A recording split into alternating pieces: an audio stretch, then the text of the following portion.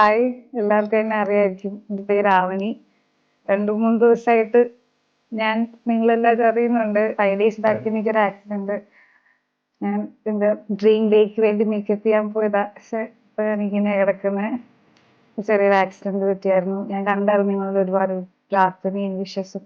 ഒരുപാട് താങ്ക്സ് ഉണ്ട്. ഞാൻ വന്ന സമയത്ത് പോലെ ഇപ്പം ഒരുപാട് ബെറ്ററായി. വന്നപ്പോൾ എനിക്ക്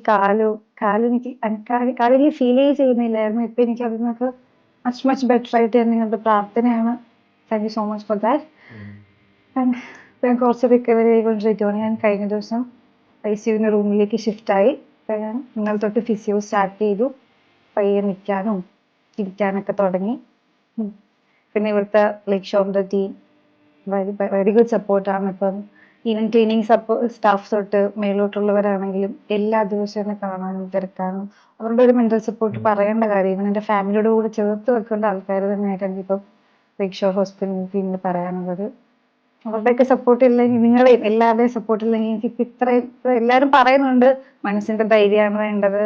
അതാ, പക്ഷെ എനിക്ക് വന്ന സമയത്ത് എനിക്ക് തീരെ ഇല്ലായിരുന്നു. എനിക്ക് ആ വീഡിയോ കാണുമ്പോൾ അറിയാമായിരിക്കും ഞാൻ കരയുമായിരുന്നു. കല്യാണം കഴിക്കേണ്ട, തലി കെട്ടേണ്ട എന്നൊക്കെ പറഞ്ഞു. പക്ഷെ അപ്പൊ എനിക്ക് ഒരു ഉറപ്പില്ലായിരുന്നു ഞാൻ നടക്കുന്നു. കാരണം എനിക്ക് അത്ര പോലും കാലിന് വയ്യ. പക്ഷെ ഇപ്പൊ എനിക്ക് നല്ല ധൈര്യത്തിൽ പറയാം, ഞാനൊരു 3 months അതിനുള്ളിൽ നടക്കുമെന്ന് എനിക്ക് നല്ല ഷുവറാണ്. ഇപ്പൊ എനിക്ക് ആ ഒരു കെയറാണ് നിങ്ങളും എല്ലാവരും തന്നുകൊണ്ടിരിക്കുന്നത്. ആകെ ഞാൻ പുറത്തേക്ക് ജീവിതം തീർന്നു ആ ഒരു രീതിയിൽ ഇരിക്കുമായിരുന്നു ഞാൻ. അബ്ഡോമിനൽ താഴ്ത്തായിട്ട് എനിക്കൊന്നും ഫീൽ. എനിക്ക് ആക്സിഡന്റ് സംഭവിച്ച സമയത്ത് തൊട്ട് ഇപ്പൊ ഇവിടെ വരുന്ന വരെ എനിക്ക് റൈറ്റ് ലെഗിന് ചെറിയൊരു മൂവ്മെന്റും സെൻസേഷനും ഉണ്ടെന്ന്, അത് വളരെ മൈന്യൂട്ട് ആയിട്ടുള്ള മൂവ്മെന്റ് ഉണ്ടെന്നല്ലാതെ ലെഫ്റ്റിന് എനിക്ക് ഒട്ടും ഇല്ലായിരുന്നു. ഇതിന്റെ ഫിംഗേഴ്സ് പോലും എനിക്ക് അനക്കാൻ പറ്റുന്നില്ലായിരുന്നു, ഒന്നും ചെയ്യാൻ പറ്റുന്നില്ലായിരുന്നു. പക്ഷെ ഇപ്പൊ അങ്ങനെയല്ല. ഇപ്പൊ ഞാൻ പറഞ്ഞു ഇന്നലെ തൊട്ട് ഇന്നലെ അല്ല മിഞ്ഞാന്ന് തൊട്ട് ഫിസിയോ സ്റ്റാർട്ട് ചെയ്തു. അതോടെ എനിക്ക് നല്ല സ്വന്തമായിട്ട് കാല് ഇപ്പൊ എനിക്ക് തന്നെ അല്ലെങ്കിൽ സപ്പോർട്ടോടെ ഒരു 1 minute എങ്കിലും എനിക്ക് നിൽക്കാം, ഇരിക്കാം, കാല് അങ്ങോട്ടും ഇങ്ങോട്ടും ആട്ടാം. അതിനൊക്കെ എനിക്ക് പറ്റുന്നുണ്ട്. ചെറിയ സെൻസേഷൻസ് ഒക്കെ തോന്നി തുടങ്ങിയിട്ടുണ്ട്.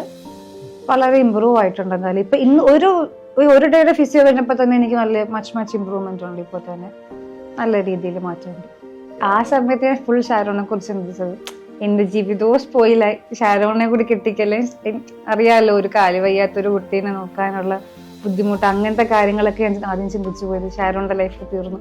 അതുകൊണ്ട് എനിക്ക് ആദ്യം പറഞ്ഞ കെട്ടല്ലേ, ഞാൻ നടന്ന് തുടങ്ങിയിട്ട് കല്യാണം കഴിച്ചാൽ മതി, ആ ഒരു മെന്റാലിറ്റി എനിക്ക് എന്നെ കുറിച്ചല്ലായിരുന്നു. അപ്പൊ എന്റെ ഫുൾ ഷാരോണിനെ കുറിച്ചായിരുന്നു.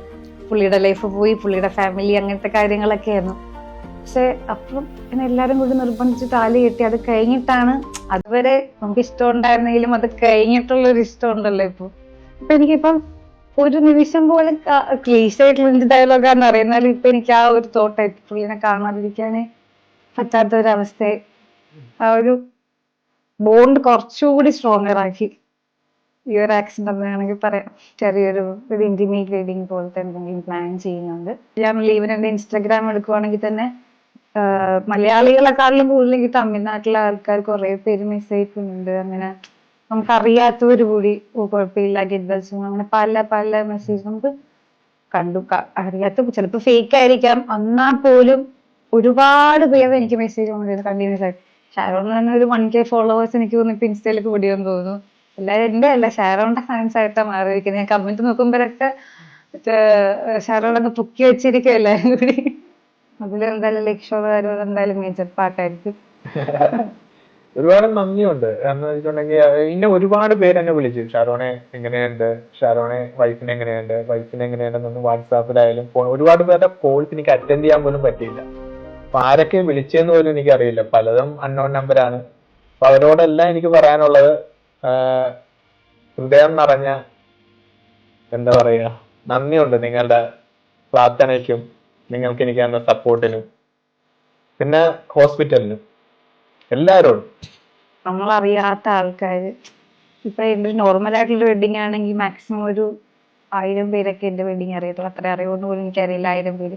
ഇതിപ്പോ വേൾഡ് വൈഡ് ഇപ്പൊ എന്താ UK ഇവിടെ നിന്നൊക്കെ കോള് വരുന്നവരെന്നൊക്കെ പറയുന്നുണ്ട്. UK എന്നൊക്കെ അച്ഛനെയൊക്കെ വിളിച്ച് പ്രാർത്ഥിക്കാം, ഞങ്ങൾ അവിടെ പ്രാർത്ഥിക്കും ഇവിടെ പ്രാർത്ഥിക്കും. ഒരുപാട് പേര് നമുക്ക് അറിയാത്ത ലാംഗ്വേജ് അറിയാത്ത ആൾക്കാർ വരെ എനിക്ക് മെസ്സേജ് അയക്കുന്നുണ്ട്, പലതും പറഞ്ഞു.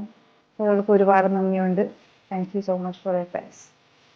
ആവണെ സ്ട്രോങ് ആയിരിക്കാനും ആവണിക്ക് എനിക്ക് കൊടുക്കാൻ പറ്റുന്നതായിട്ടൊരു സപ്പോർട്ട് എനിക്ക് കൊടുക്കണമെന്നും, പിന്നെ എനിക്ക് എന്റെ ആഗ്രഹം അത് എനിക്ക് അറിയിക്കണമെന്നും ഞാൻ അവനുടെ കൂടെ ഉണ്ട് ലൈഫ് ലോങ്.